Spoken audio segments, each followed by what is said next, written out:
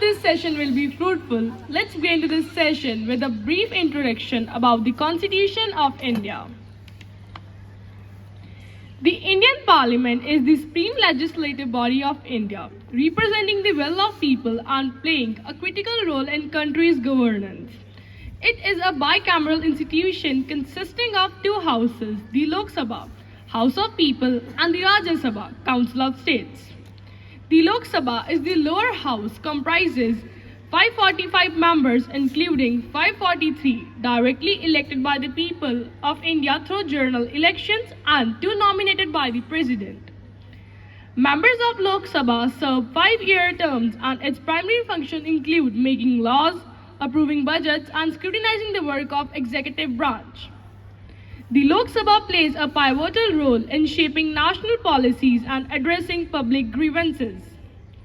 The Rajya Sabha is the upper house, consisting of 245 members with 233 elected by the state legislature and 12 appointed by the President.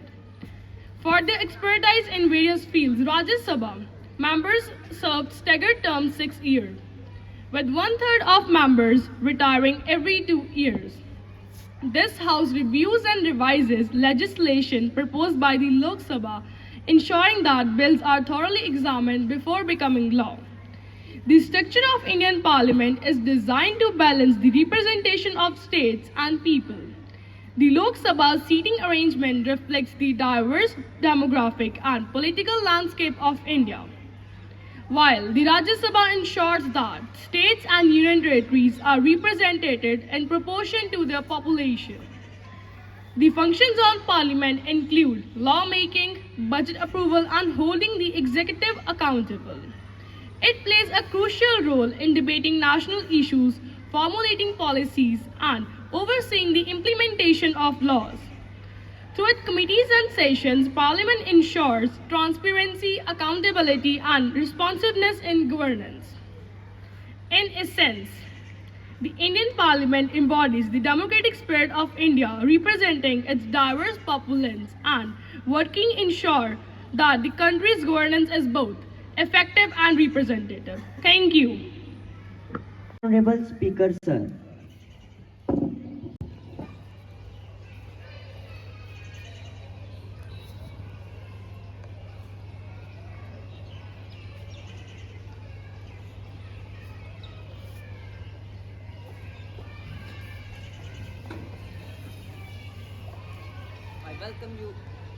I welcome you all to the first Youth Parliament of St. Xavier's World School. We will start with the first item in our list of business, which is oath or affirmation. Secretary General, please.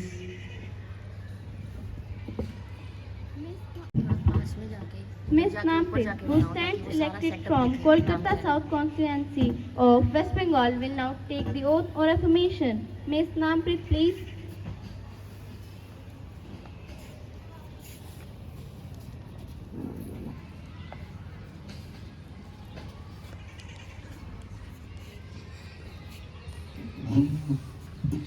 Madam, do you want to take oath or affirmation? Oath, please. In which language would you like to take oath? In English, please.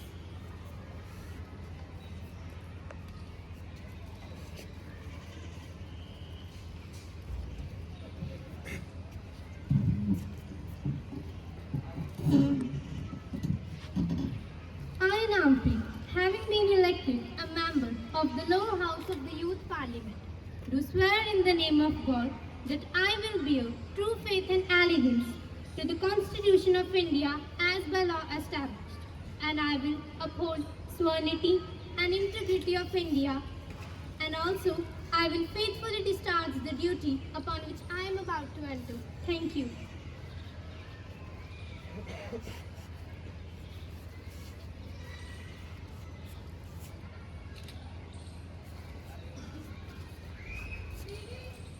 We are confident that your contribution would be fruitful to both the House and the country. Mr. Anand, who stands elected from Pushkar constituency of Rajasthan, will now take the oath or affirmation. Mr. Anand, please.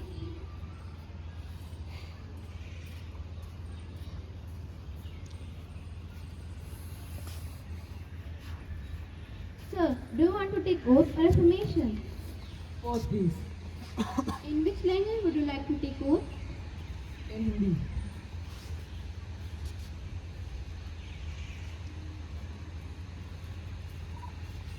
मैं अनंत कुमार ईश्वर की शपथ लेता हूँ कि मैं विधि द्वारा स्थापित भारत के संविधान के प्रति श्रद्धा और निष्ठा रखूंगा तथा जिस पद को मैं ग्रहण करने वाला हूँ उसे निष्ठापूर्वक निर्वहन करूंगा।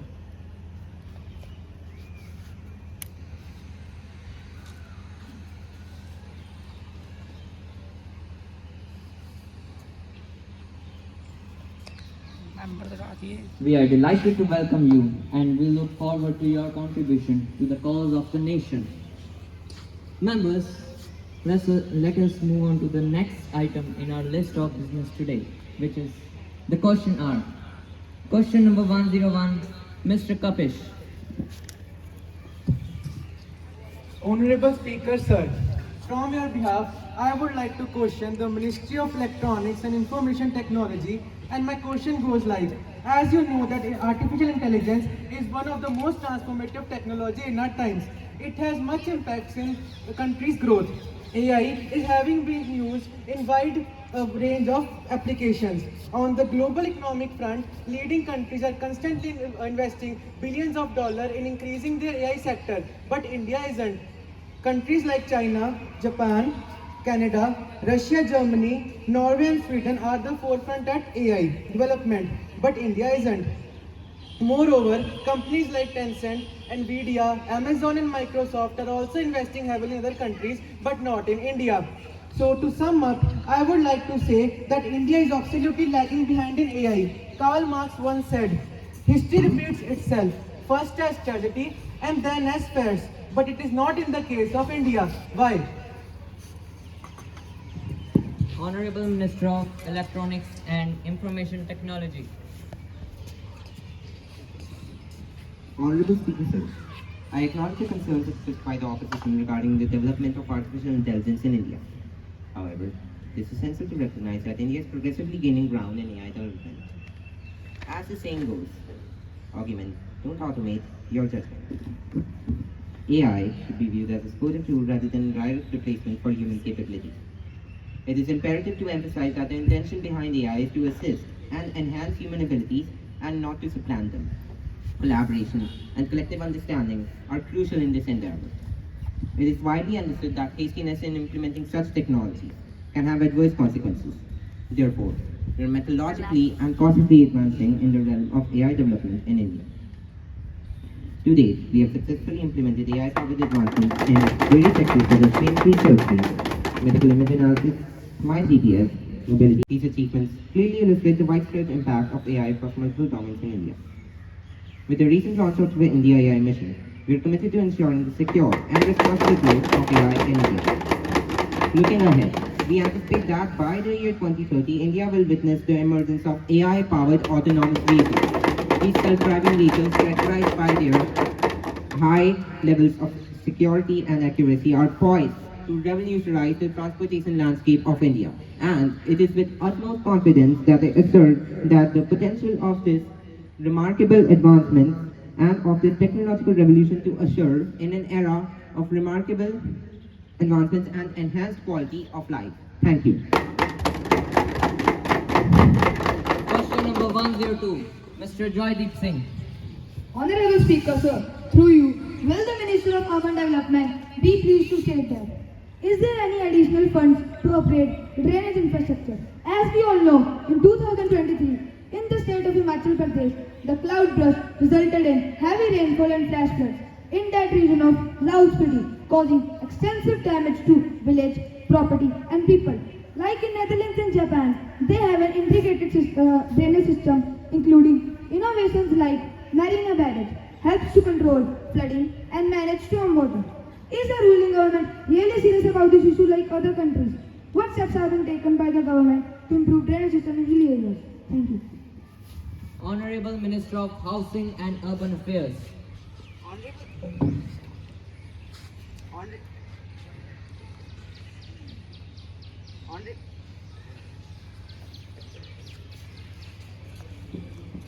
Honorable Sir, thank you for giving me opportunity to tell about this problem. To address the issue of flooding during the monsoon season, the government is undertaking several initiatives. These include the modernization of existing drainage systems. The construction of urban bodies are being encouraged to adopt better planning and management. The government has indeed recognized the importance of upgrading drainage infrastructure. Accordingly, a sufficient amount of funds has been allocated under various schemes such as Swachh Bharat Mission, Atal Mission and Rejuvenation of Urban Transformation, which is also known as AMRUT. We are also exploring additional funding avenues and partnership to further enhance and expand the drainage system across urban areas. Thank you. Warm greetings to one and all present here. Honorable Speaker Sir, in answer to the question raised by the opposition, I would like to tell that there are 28 steel plants that are operational in Himachal Pradesh.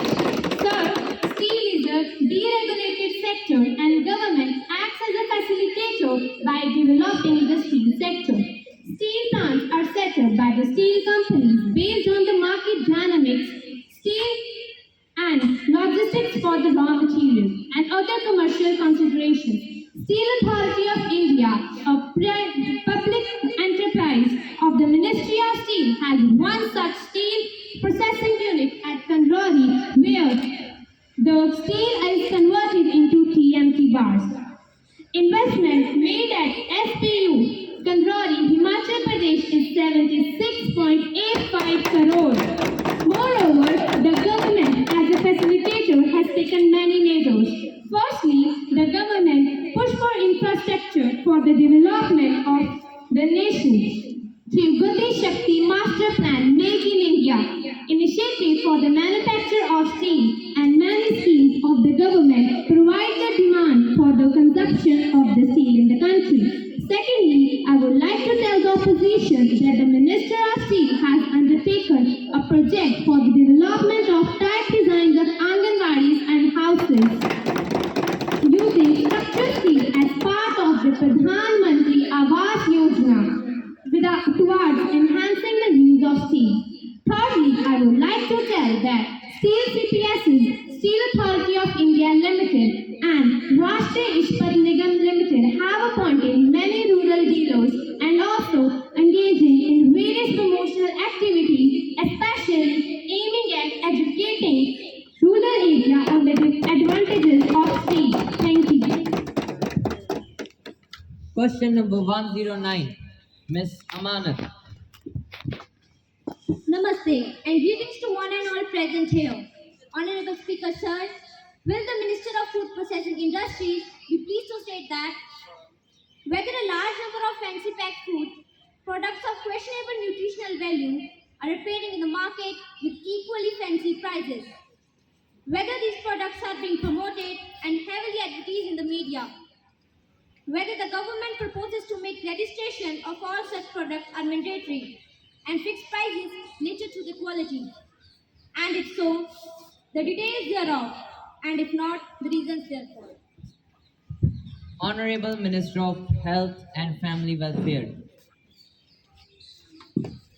Respected Speaker, with your permission, I would like to address the same question.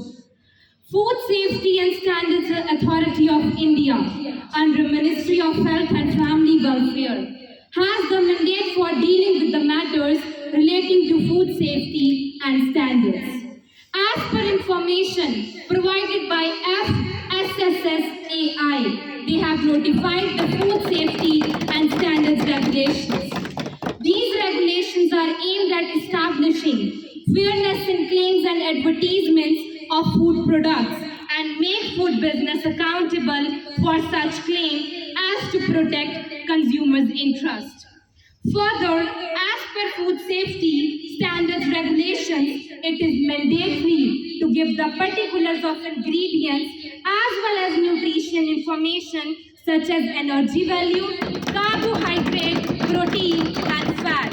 Apart from these, there are other mandatory nutrition declarations as specified in these regulations. And you might like to know that as regards fancy price of packed food items, no such incident is reported to Ministry of Food Processing as on of this date. FSSAI has been established under Food Safety and Standards Act 2006 for laying down science-based standards for articles of food and to regulate their manufacture, storage, distribution, sale and import to ensure availability of safe and wholesome food for human consumption and for matters connected therewith or incidental thereto. In terms of Section 31 of FSS Act, no person shall commence or carry on any food business without a valid license. I repeat, no person shall commence or carry on any food business without a valid license registration under FSS Act. All food business operators are therefore under obligation under the FSS Act as well as the rules and regulations are made thereunder to comply with the standards of food products which are either produced in India or imported. To bring this to a close, everyone has a role to play from farm to table to ensure the food we consume is safe, healthy and sustainable because food safety is a shared responsibility. Thanks for your patience, everyone. The question hour ends now. The session is adjourned for today.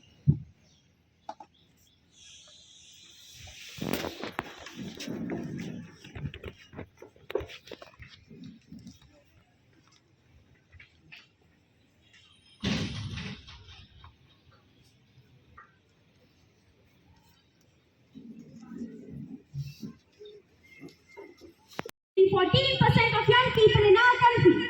What specific measures can the government introduce to provide more job opportunities and career development programs for young individuals? As Nelson Mandela once said, education is the most powerful weapon one can use to change the world. How can we leverage education and training to effectively combat youth unemployment and ensure that our young people are prepared for the evolving job market? Honorable Minister of Labour and Employment. Honorable Chairperson, thank you for this opportunity to address this critical issue of youth unemployment. This is a matter of the significant importance of the future of a nation. And to address the same, the government is implementing many schemes that I would like to discuss in detail. Firstly, keeping in mind that skills are the foundation of career. We have previously launched the Skill India Mission in 2015 that is equipping millions with relevant skills. Second, the National Education Policy 2020 aims to modernize India's education system by improving school and higher education, enhancing teacher training, and promoting learning more than 2 languages, shifting to competency-based learning. Its goal is to provide equitable, high-quality education and better prepare students for the future. The Samudra Shiksha Abhiyan is an integrated scheme aimed at providing quality education to all children from preschool to secondary level. It focuses on improving infrastructure, enhancing teacher quality, and promoting inclusive education. So, the list doesn't end here. Pradhan Mantri Jan Dhan Yojana, Shiksha Abhiyan, Integrated Child Development Services also contributed to the major decrease in youth unemployment rates.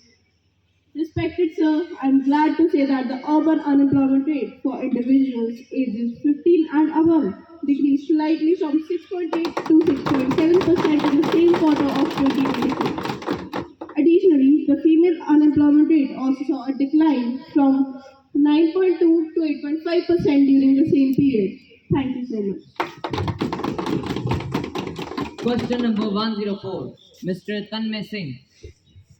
Honorable Speaker, through your consent, will the Minister of Education please to state that NEET stands for the National Eligibility Cum Entrance Test. It is an entrance examination in study undergraduate courses like MBBS, BDS and other postgraduate courses. NEET is conducted by the National Testing Agency (NTA) and is a crucial examination for medical students. In the light of the recent NEET paper leak in 2024, what measures has government implemented to ensure the integrity and security of national examination And how can the government restore trust in examination system among students and general public? Thank you. Honorable Minister of Education. Honorable Speaker, and ladies and gentlemen of the House, as we gather today to address this critical issue surrounding the Indian examination process, particularly the NEET UGC examination scandal, I want to make it clear to everyone present here that the government is not turning a blind eye on this matter. As said by famous philosopher John Dewey, education is not preparation for life. Education is life itself. But the opposition party may not realize this, as they are busy lining their pockets with money. In light of the recent scandals, the Indian government, along with the National Testing Agency, wants to sincerely apologize for this huge mistake on our part. But you ask us what we have done for our nation's education system. I want to respectfully ask the opposition, what tangible contributions have been made to strengthen our education system before our party came into power? The future of this nation's youth deserves more than just rhetoric questions. They deserve action and results. I don't understand why the opposition leaders seem to have so much to say, yet they appear surprisingly unaware of the actual conditions of this nation. Now, I want to ask whether building more than 10 universities and 100 educational facilities in the remotest corners of this nation is not development. Our educational policies include a wide variety of things. During the COVID-19 pandemic, our government launched the PM e-Vidya channel to facilitate remote learning for our nation's students, which targeted more than 25 crore schools. From the establishment of new AIMS, IITs and IIMs, and increasing our education budget by thousands of crores, to building new educational facilities and initiatives such as the National Education Policy, our government has done a lot of things for this nation's education system. To prevent recent scandals such as the recent NEET UGC exam, the Prevention of Unfair Means Act 2024, passed on February 10th, mandates a minimum jail term of 3 years, extendable to 5 years, along with a fine of up to rupees 10 lakh. Examination service providers are also liable under the Act. People found guilty of tampering with answer sheets can be fined up to rupees 10 crores. We also gave another chance to the youth of our nation, and we conducted the NEET exams again on June 23rd, the results of which have already been announced on June 30th. In closing, let us remember that education is not just a privilege, but a responsibility we all share. It is the foundation upon which we build our nation's future. Thank you. Question number 105, Ms. Agrima. Namaste to all. Honorable Chair, will the Minister of Culture and Tourism be pleased to state that culture is the soul of the nation and tourism is the bridge that connects it with the world. Embracing the heritage while welcoming global perspectives enriches both. What are the key objectives and components of the national policies being introduced by the Ministry of Culture and Tourism to boost India? How the Indian government planning to address the gaps in the current tourism infrastructure through the national policy? Jai Hind, Jai Bharat. Honorable Minister of Culture and Tourism. A very noble morning, one and all present here. First of all, Honorable Speaker Sir, on the behalf of you, I would like to tell the House that India, a very beautiful country, where there are many heritage sites where tourists can visit. But recently, there is an issue raised regarding the foreign exchange earnings. So I want to inform the House that the foreign exchange earnings from the tourism in India, as per monthly estimates, are prepared by our government.